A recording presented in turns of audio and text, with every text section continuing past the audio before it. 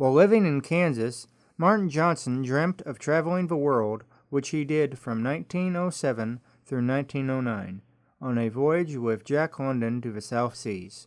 He returned to Kansas and married Osa in 1910. They traveled the world, taking pictures and filming things never before seen by the public. The curator at the Martin and Osa Johnson Safari Museum in Chanute, Kansas, shares more about the Johnsons. They went to the South Seas twice, in 1917 and 1919, and then Hollywood kind of suggested that people were interested in things other than cannibals and asked them basically, what can you do next? So they went to the island of Borneo and they filmed elephants and flying snakes and orangutans. The first wildlife documentaries were invented in North Borneo. It was then British North Borneo. And when the people at the Natural History Museum in New York, in Chicago saw what the Johnsons had done, they said, if you could go to Africa, where these great vast herds are disappearing, and make a record of that, we might hire you. And they were hired to go to Africa for 4 years and do massive documentation of the areas that were being overhunted, hunted out, the animals that were disappearing.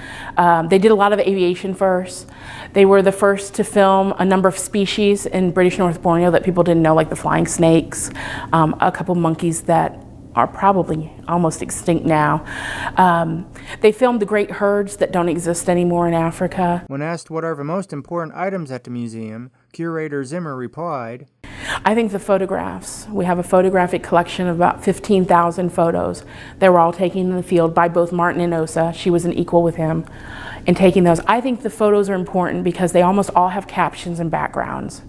And so you have these visual documents of things that are just completely gone now. They didn't take things from the people, they only came back with themselves in the actual photos.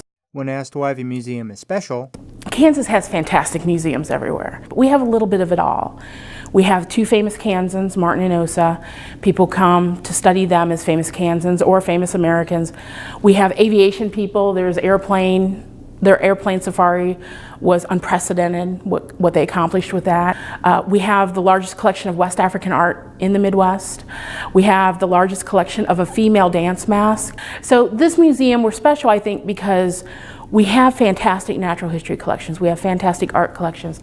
We have great history. We have great biographical aviation.